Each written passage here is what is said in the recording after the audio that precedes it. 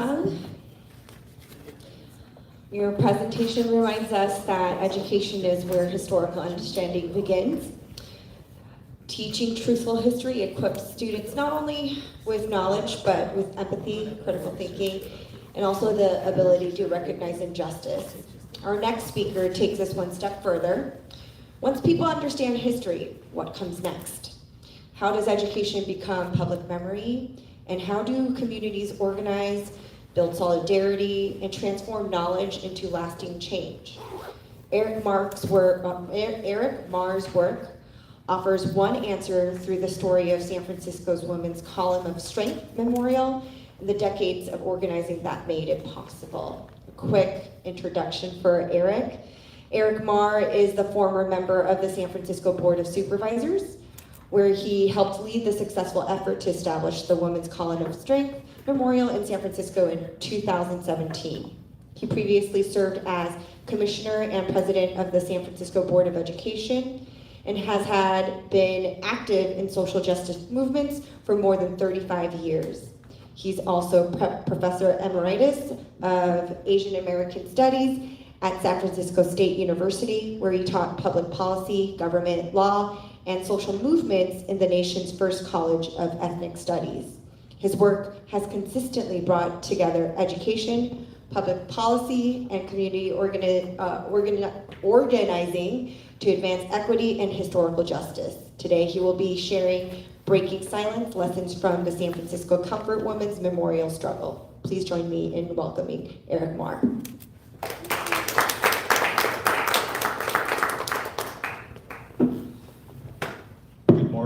I know that I'm standing between you and lunch too, and my style is different than Sung's. I'm going to speak from my heart. I'm not going to kind of really stay as focused on this as others have, and I'm going to just do my best to say and reflect on this experience of being with you in Glendale this weekend. And I never apologize for getting emotional. But I feel like my family has expanded. Really amazing. I have this jade piece that, as a guy, I really never wore jewelry, but I'll explain it a little bit later. It's a jade heart, and you'll understand it in a moment.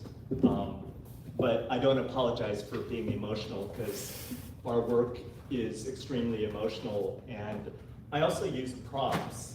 So you'll see this in a moment. But the first thing I wanted to say was Glendale is beautiful, but I always do a land acknowledgement and an acknowledgement of the white supremacy that is the place that we're on. So I'd like to acknowledge that at the beautiful city of Glendale that we're in, we are in the unceded ancestral land of the Gabrielino Tongva people. And I'd like to pay my respect to the elders, both past and present, and the Tongva communities who continue to be stewards of this land. I also wanted to say too that it's a history of a sundown city where people of color like us couldn't be here in the evenings, or we would face violence or other kinds of harm.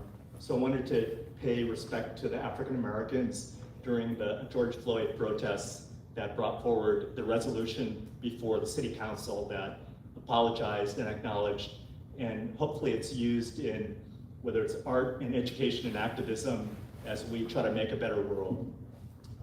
I also wanted to say that there's the history of the 20s when the KKK held huge rallies here.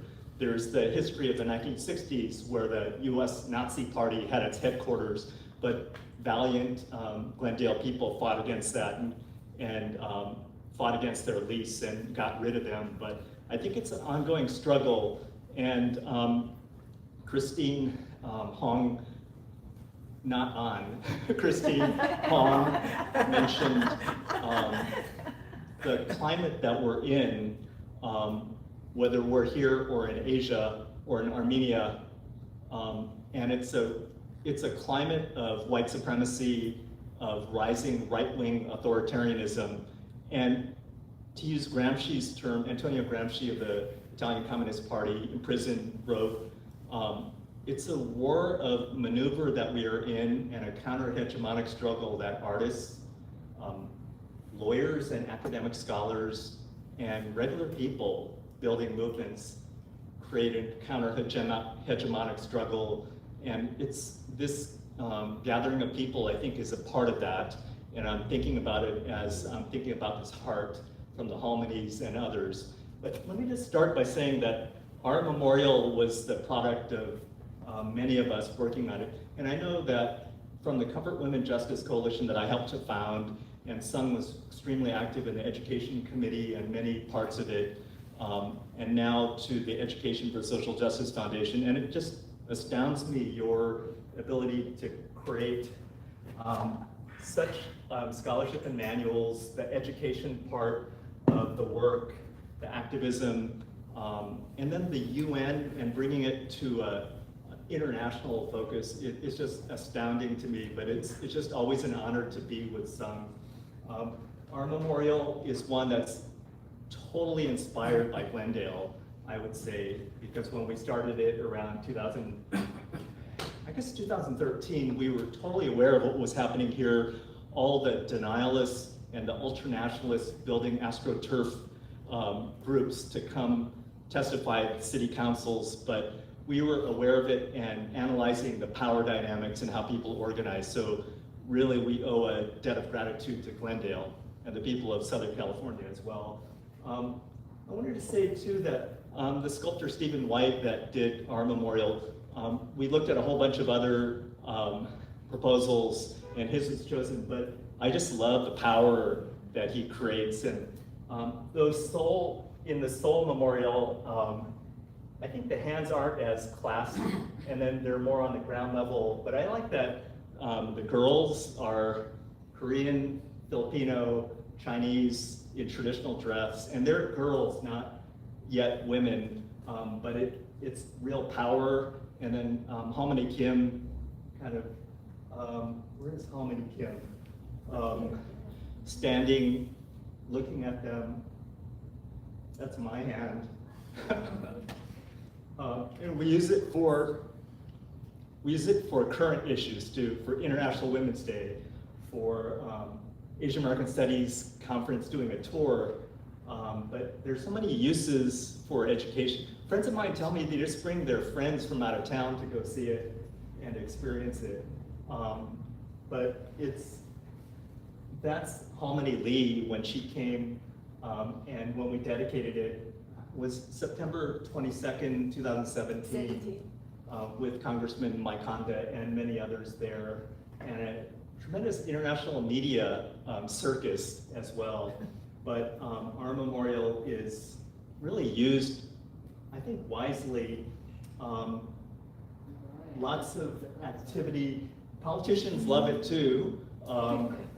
That's our Senator Scott Wiener and my twin brother, who was the supervisor of the Sunset District at the time. But that was during the attacks on Asian people from Trump's rhetoric of the China virus and other things. So that was one of the major rallies that we marched through Chinatown to Union Square.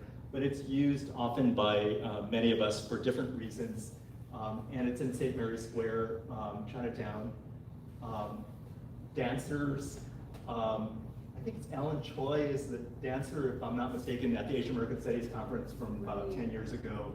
But a lot of activities around our memorial. So this gets back to the heart that I wear around my neck. My grandmother, Kamyor Ouyang, and her married name was Lee, or I call her Papa, but Halmani might be what I would use now because it's such a meaningful term. But she came to the US in 1923 to the Delta around Sacramento. And I learned through DNA testing that I'm half Japanese. And this came up fairly recently, a few years ago. And I'm exploring my Japanese roots, mostly from Okinawa and Osaka. It's Okinawa and Hiroshima area that I'm from. But my grandmother's name is Kimio Mondo Kanamasu. And she was a picture bride. She came through Angel Island like my Chinese grandmother came through. So I'm in the process of learning this history and this heart of what makes me who I am. But at our hearings, I think Halmoni Lee, though Halmoni Kim is in our memorial, but I think it's a general representation of girls and women that have changed history. But that's my Chinese, Japanese grandmothers and the Halmoni. Small voice, I think Sung referenced it. Often it's the lawyers and the politicians and the scholars want to tell what history is, but I think it has to come from the small voice, the small regular people, peasants. It has to come from Lorenzo and Johan. Were many people in LA yesterday. I went to the rally after our symposium in the heat, and people carried coffins through the street. But I think it's the art and the activism that really gives a vision of what things could be when people become active around different issues. But Halmoni Lee mentioned at our hearings in San Francisco, and I think it's the organizing, the power analysis of power and how we build enough power to challenge, whether it's billionaire tech oligarchs trying to control the technology, or Saren and others helping us make it work for us. But it's power analysis and organizing, but it takes really important moments when a Halmoni can come and say something that I think changes me for the work that I do. But as Sung said, I think it's not targeted at Japan, but it's the Imperial Japanese Army and the government, not the Japanese people. I'm gonna get through these really quickly because I haven't even been paying attention to my time.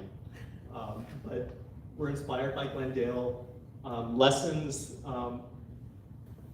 we built unity between Korean Americans, and my base was Chinese Americans at the time and the Rape of Nanjing Coalition, and sometimes Chinese can be extremely ethno-nationalist, but I think many of us broke through that because we saw an important way to learn about our own history, but also others. We empowered many groups that hadn't had a voice before, so it challenged institutional power and gave voice to many that didn't have a voice. And it was also the Filipino activists from Gabriela and many of the organizations from moderate to progressive to radical. And we built new alliances in our work. I think for me, it's the critical consciousness that Paulo Freire and other educators talk about that deepens our thinking about a vision for more radical change. I think that I really learned a lot from the women's liberation and anti-imperialist groups that were a part of it to our coalition. And it did come about through a Comfort Women Justice Coalition, but many of us have done work with Education for Social Justice Foundation and other groups as well. But I think for the Chinese community, I'm so aware of this ethnocentrism within our community to not work with others or to think that our struggles are more important than others. So I think that was really good for me to learn from other groups and just being really transformative that we strengthened social movements in our work for a memorial. In teaching, I guess being here with all of you, but especially Christine and others' framing of things has made me think so much differently about the struggle. So I think even being here, I've learned a hell of a lot. But I think in my teaching at San Francisco State, the birthplace of ethnic studies from 1968-69 student strike, supported by many labor and community groups to establish the only College of Ethnic Studies in the country. But I think for my teaching, learning about sexism, patriarchy, and systems of oppression, how white supremacy and racism operates with the rise of a fascist Japan in World War II, government institutions and how we have to challenge them or use them in ways to fight repression and racial and gender subordination. I think the little voice from the Halmonis to others that have no power alone really is important, and in reframing history from the dominant histories from the ivory towers of universities. Others have mentioned today too the restorative justice process and healing, and I think a lot of what we're doing today is still healing, because I'm in tears when I see the pictures. Yeah, I see so many of the slides and I'm in tears, so it's me healing too. But learning about social movements, whether it's May 18th, Gwangju, Korea, May 4th movement, 1919 in China, that started a process of a revolution. And it's February 19th, which is Redress and Reparations and a Day of Remembrance for Japanese Americans. And I think and the fight that I was a part of too for redress and reparations for Japanese Americans. But I think there are lots of different teaching moments that Comfort Women memorials to other struggles teach us. I'm probably running out of time, and I'll just say that my background before coming to the Comfort Women justice struggle, I was active in many groups, and my role too was bringing in not just liberal and moderate organizations, but radical and progressive groups into our coalition, and beyond just ethnic empowerment to more radical social change. But a couple of the groups that were key for me was Asian Americans for Peace and Justice. We formed around the Iraq opposition to the Iraq War 20 years ago, and a lot of the activists and my mentors like Kathy Masaoka from Los Angeles and David Monkawa. Thank you, Ara, for capturing them. And I think they mentor a lot of us, but I will just have to say, they came to San Francisco many times for our memorial, but to have LA people come out, or Silver Lake and other neighborhoods people come out was really important. I came out of an Asian Pacific Islander student movement that was very aligned with other people of color and progressive white students as well. And then I was active in the Coalition for Redress and Reparations for Japanese Americans too, but really important. That's our Asian Pacific Islander Student Union poster. I think we met in Santa Cruz a few times, by the way. And NCRR wrote a really good book that captures all the people involved and the lessons learned, especially from Southern Cal, but there's a little bit of Northern Cal in there too. And then that's from our Nihonmachi Street Fair in San Francisco's J-Town when I was a student in the 80s, and we were also talking about the US atomic bombings of Hiroshima and Nagasaki as well, and making sure it never happens again. And I know now is a moment where we're looking at nuclear threats again. The early, you can kind of see the history of the chronology that I wrote. And so I did read through this last night again, and it's very detailed, but if people had any interest in more details of all the people that were involved, from religious groups to how we had to lobby my 10 other colleagues on the Board of Supervisors to get them away from being fooled by the Japanese consulate and all the propagandists from their side as well. But you could read about it. But a lot of us worked on Nanjing G, which is the annual December 11th Rape of Nanjing commemorations, and we still do these huge Chinatown events, but a lot of people kind of have been active. It could have been a memorial only for the rape of Nanjing, but luckily, as Sung and I were just talking about this, with the foresight, the forward-looking of many of the Chinese American activists, it really became more universal and allowed us to do organizing of the Chinese community, but also other communities as well. But I think a lot of the days of remembrance, whether it's August 14th, 1991, it's easy for me to remember. I'm a Leo born on August 15th, so it's I always remember August 14th as the day of remembrance internationally, but days of remembrance, February 19th for redress and reparations movements, and we celebrate days of remembrance in the Japantowns and the little Tokyos as well each year, but really important to have the August 14th days for our movements. So Nanjing G, Pete Yamamoto and Michael Wong from Asian Americans Peace and Justice and others.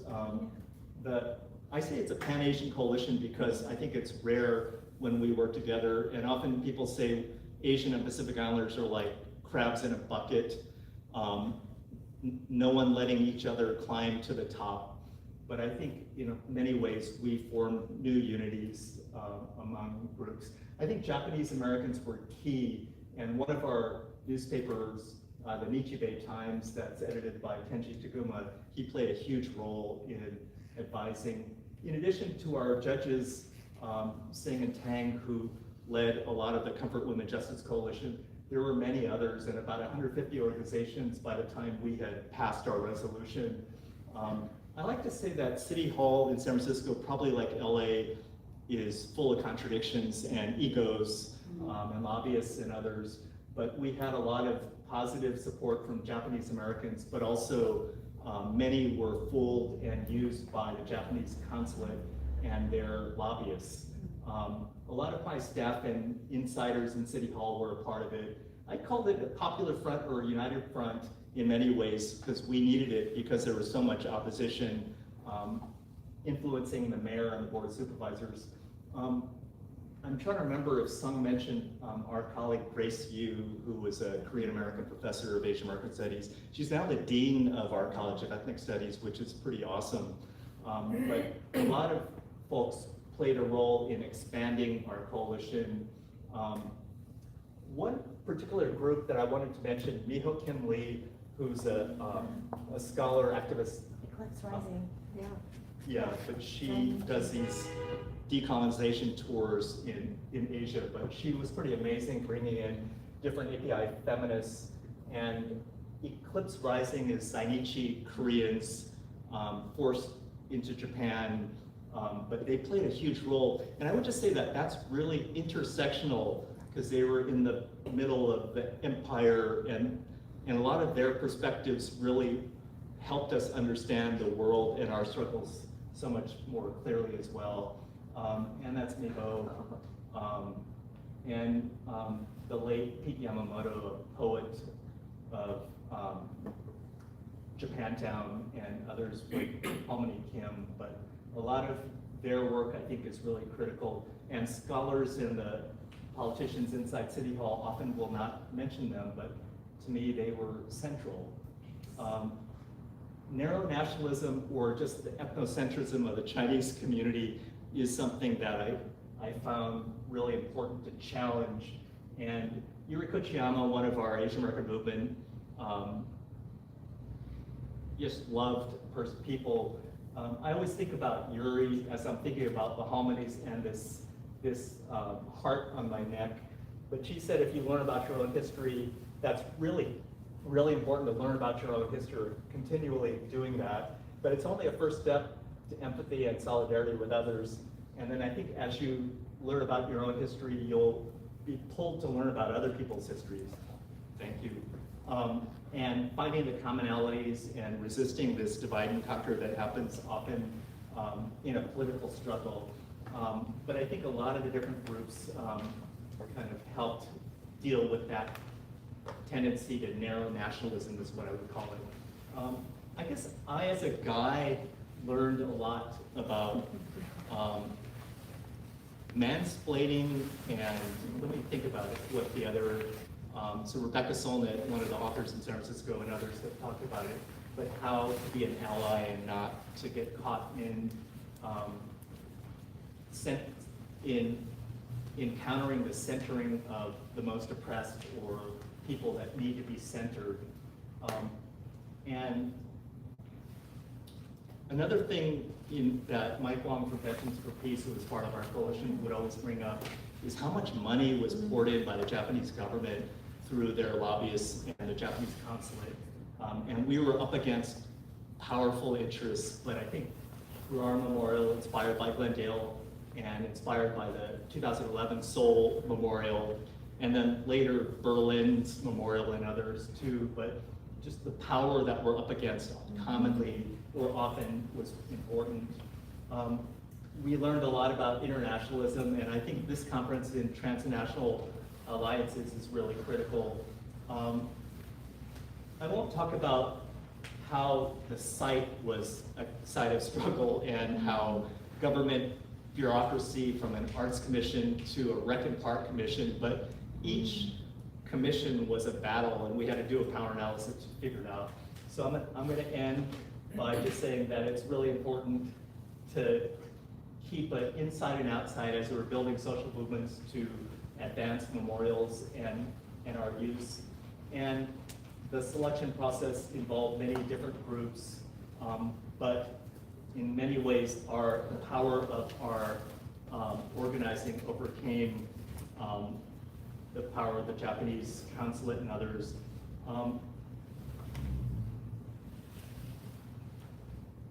On the 13th anniversary of the Glendale Memorial, I went last night to look at the memorial, and I think the shadow behind with the butterfly on the shadow of the older hominy and the young girl with the bird on her shoulder, I think about that shadow and the hominies, and then this is my grandmother's, but I'm thinking about the future, and I think the butterfly and the bird representations, that hope is really critical. And as little birds and butterflies, and our hearts kind of move us forward, I think we need to envision something better and use these continue to use the memorials for education and new art and new activism that heals us with a restorative justice for the future. But sorry for going over time, but thank you so much for inviting me.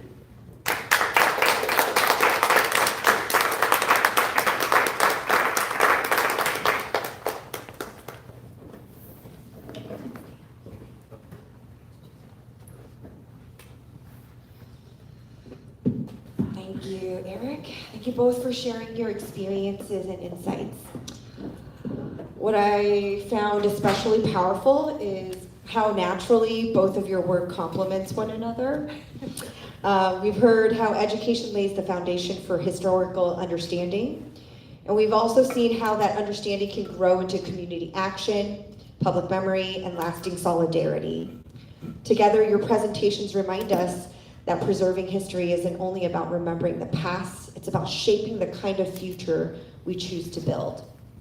I'd like to begin by asking a few questions, like I did yesterday, to you individually, and then one for both of you guys to answer, and explore those connections before inviting questions from the audience.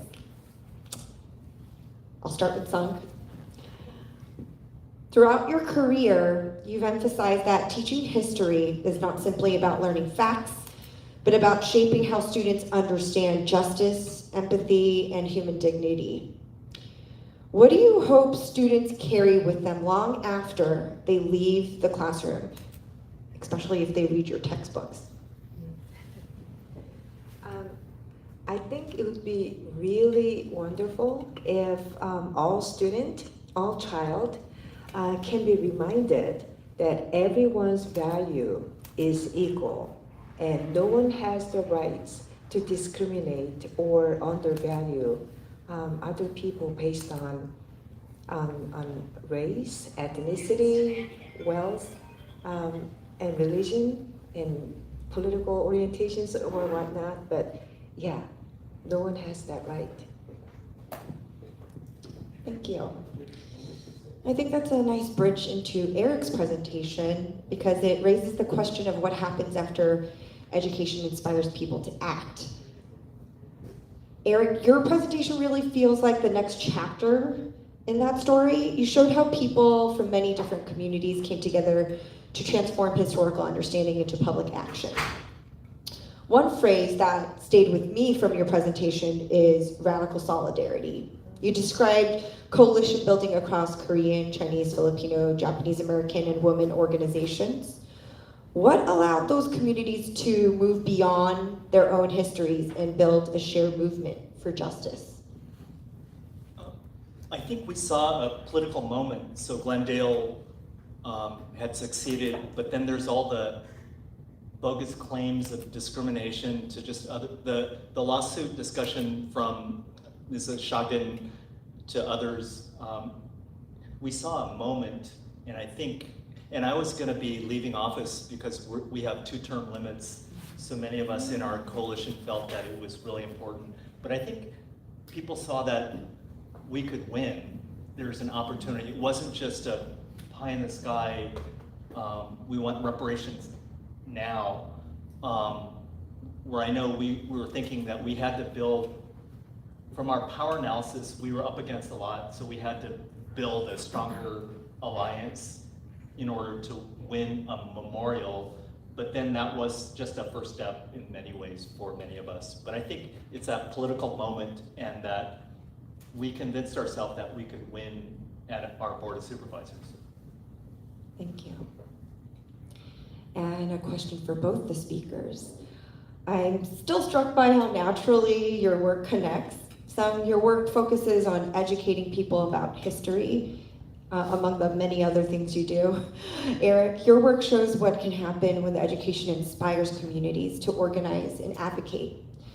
Looking back over your own experiences, what do you think helps people make that transition from understanding history to feeling personally responsible for it?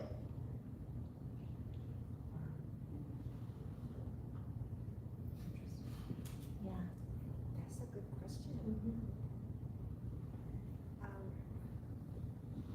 I know that Erik always, whenever he speaks, he moves everyone's hearts. So I think I'm gonna go first because I want this, this discussion section to remain impactful. So I'll go first. Well, I think making a personal connection is one of the key answers, I may say, because in my case, one of the reasons I got really interested in this issue is because when I was a little girl, maybe a little bit older than Hannah here, I don't think I knew, and my grandmother didn't use the term comfort woman, but we're talking about my grandmother, mother, when she was a girl and how she got married, and she told me that she was told that if she didn't get married, because she didn't want to get married, she wanted to study more, just like her, the brothers. But her parents told her that if she didn't get married soon enough, then she may be taken to a terrifying place. And hearing that word just made her, terrified. And so she got married. And later on, she found out that many of her neighborhood friends, the girls, were gone. And when she was saying that, I could sense that she had very mixed feelings. That she was relieved that she wasn't forced into that situation, but at the same time, she felt guilty that she didn't share the suffering. And so when I, asked my grandma, so what happened to your friends? And she said, you don't want to know. I was a little girl at the time, and I didn't make that connection with the comfort woman system until I was much older. But once I did, it just became personal to me. And when I was one of the teachers for social justice sessions, there was one Japanese American teacher who came up to me afterwards, and she shared that she was afraid that ESJF may frame this history to target Japanese American populations, but after seeing what we've done, she thought it was about caring, and it was about peace, and it was about security for women and families. So she said that she felt comfortable. She told me would feel comfortable teaching that in classroom and making those connections, whether it's with your family members or at conferences. I think that those things can make I think lasting impact. Maybe not in a big scale, but in terms of time, I think the lasting impact.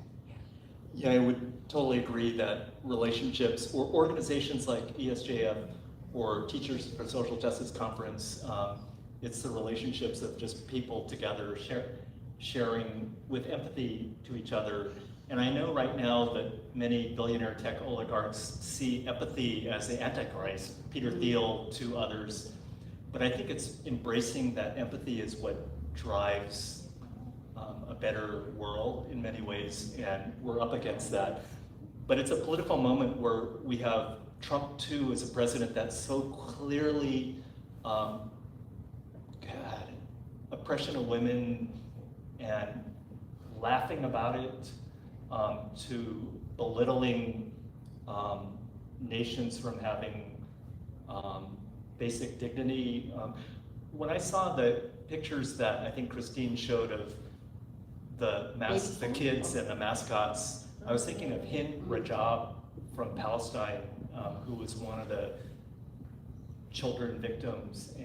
But I think because I have that empathy, I was able to make some connection from that. But that really impacted me, the Korean children during the U.S. I call it not a Korean war, but it's a U.S. assault on Korean people, like the U.S. assaulted Vietnam, and now the U.S. is assaulting Iran. But I think it's a political moment where hopefully people are more just aware of this and to keep that empathy that the tech oligarchs and our president are trying to wipe away from societies right now. But I think it's a political moment. And I always say joining organizations, even if you don't stay for long, but that's the way to deepen understanding and that empathy, but then also become active in new things. Thank you both. We'd like to now open the floor for questions from the audience.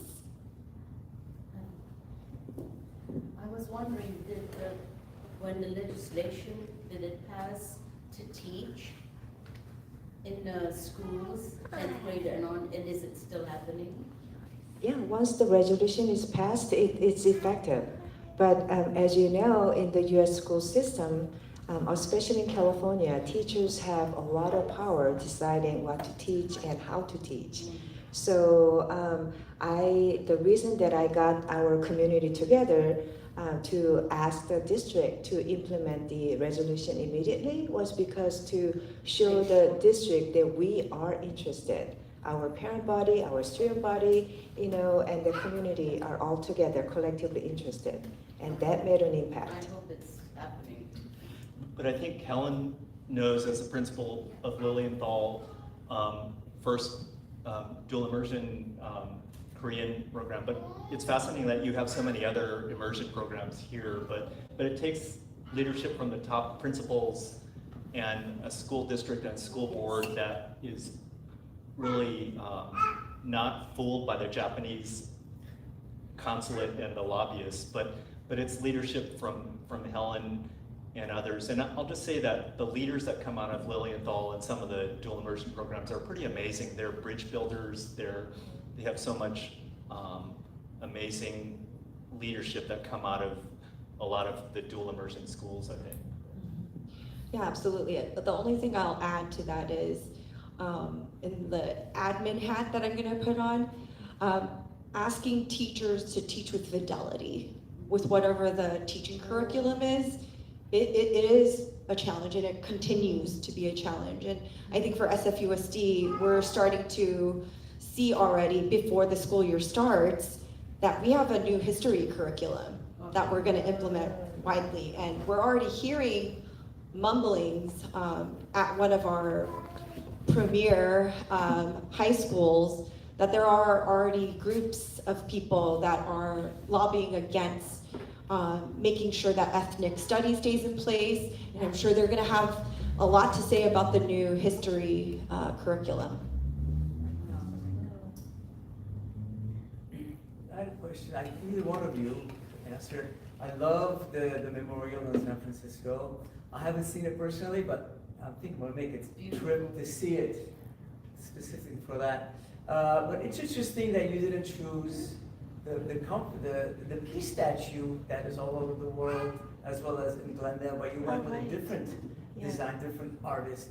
What was that process? Could you talk about that a little bit? There were a whole bunch of proposals, but then we got a lot of input. Or there was like a architect, Jeffrey Heller, and Henry Durr from Chinese Affirmative Action, and a number of other people that made the final decisions. But we got a lot of input from, I think we had the panels up in City Hall, in one of the Chinatown libraries, in different places, but a lot of input. I actually had chosen a couple of other different proposals, some abstract, others just very socialist realism type.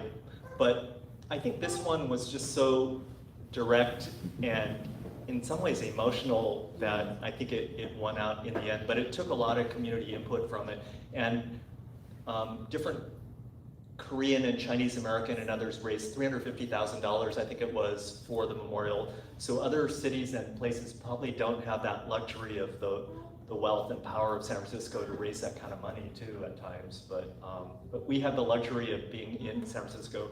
But as Lisa Liu, the Olympic gold medalist, says, it's about not just San Francisco, but it's the Bay. It includes parts of the peninsula to Oakland and many other places, but our memorial drew from not just San Francisco, but around the whole region.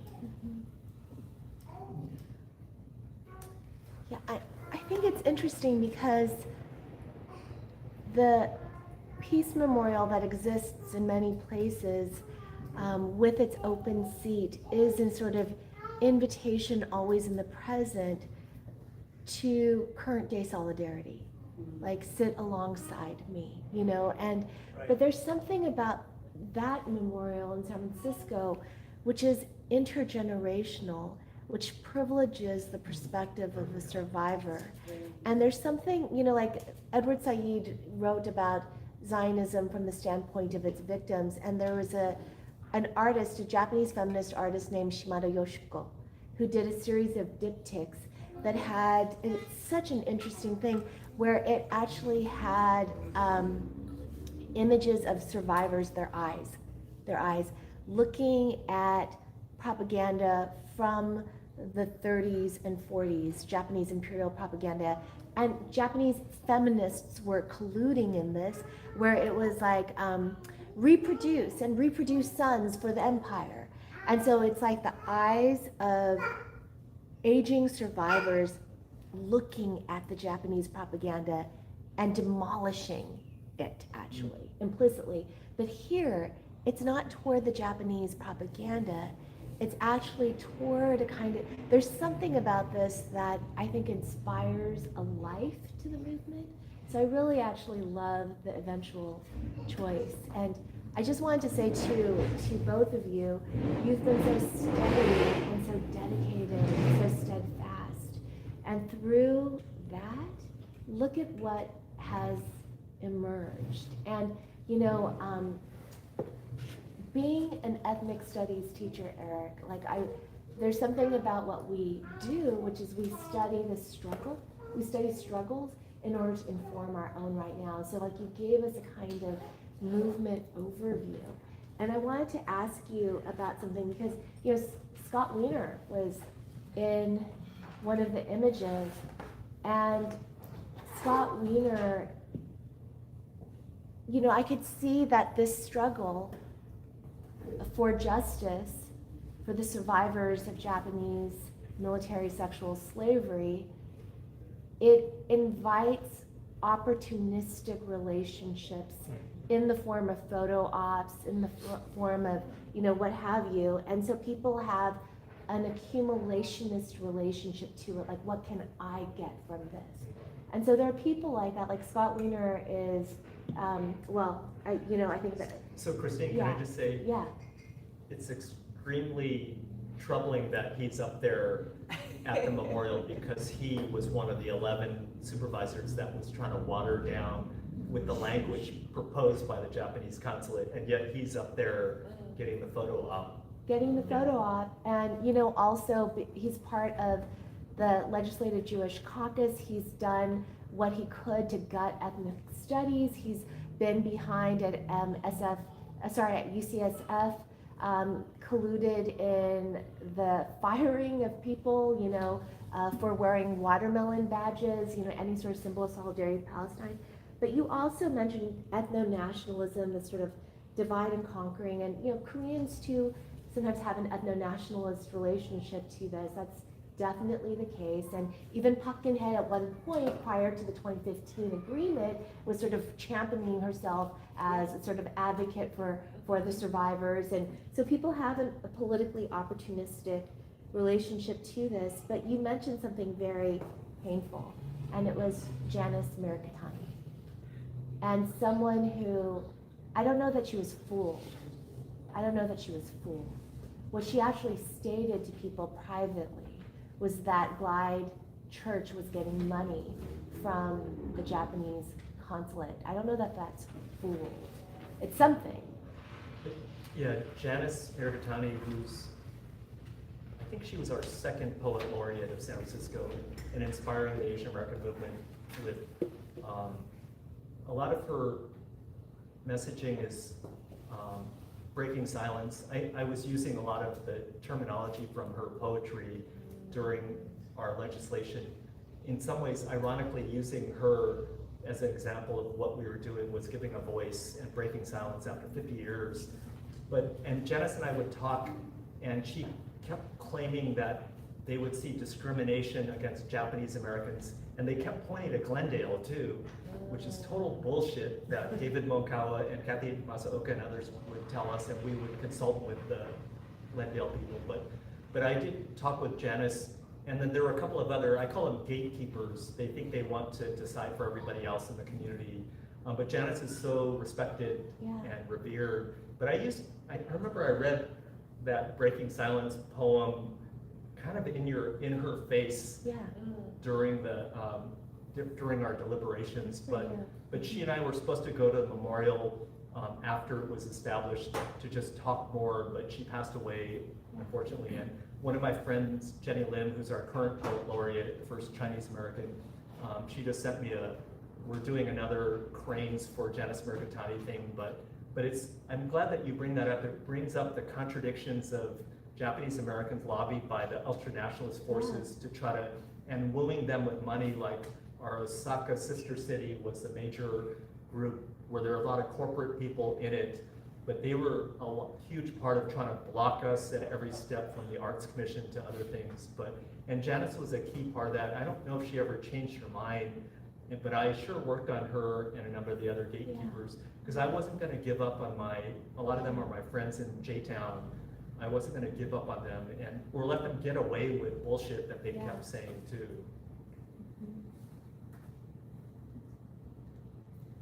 If I may, I just want to make a quick comment. I think it's really important that more people learn about what Erik and his friends and colleagues have done, because he mentioned how Chinese Americans are ethnocentric, but by witnessing his life and his achievements, we are just so thankful, and he's a good role model.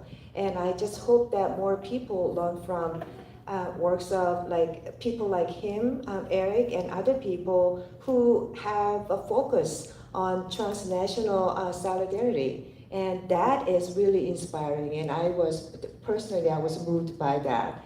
And commenting just a little bit about Ara's question about San Francisco Memorial Women's Column of Strength. If you want to learn more about sculptor's perspectives and his experiences in creating that art form, you can visit our website, and if you can look under, you can type Steve White, and you can read his reflection, and it will give you more information about it. He's got great anti-slavery or slavery and civil rights stuff too, but pretty amazing sculptor and artist. And were you saying earlier that it's a Korean, Chinese, and Philippine girls? Yes. Oh. And wearing traditional dress too, which is really fascinating. And best time to come and appreciate the memorial is afternoon. Some people say 2, some people say 3, but if you come around that time and when the sun is in the back, you can see why the sculptor changed the colors on their the clothes. People say they look as if they're rising above from the darkness. I think it's so tremendous that Eric brought on the national democratic organizations, including Gabriela USA. And when you look at the Filipino, so-called comfort woman, you could actually see the political logic of targeting, because oftentimes the women and girls who were targeted were in the Hukbalahap, which was an anti-fascist, anti-Japanese imperialist organization, and they were targeted.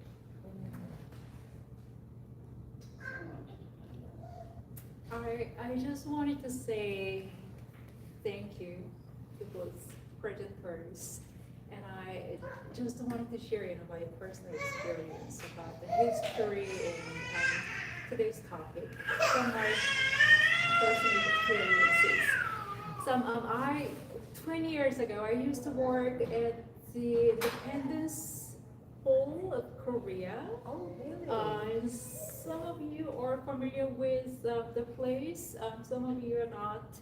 It's basically a very special museum to highlight the history of Korea. I mean, actually the entire history of Korea, but mainly focuses on the 19th century and 20th century history, when Korea was going through lots of turmoils. So my job was sometimes one of the tasks I was doing at the time was to introduce the history and the exhibits to group visitors. And my main guests, they are students coming from different middle schools, high schools in Korea, sometimes from Japan and other countries. And sometimes I would get a group of visitors who just came to South Korea and they were American soldiers.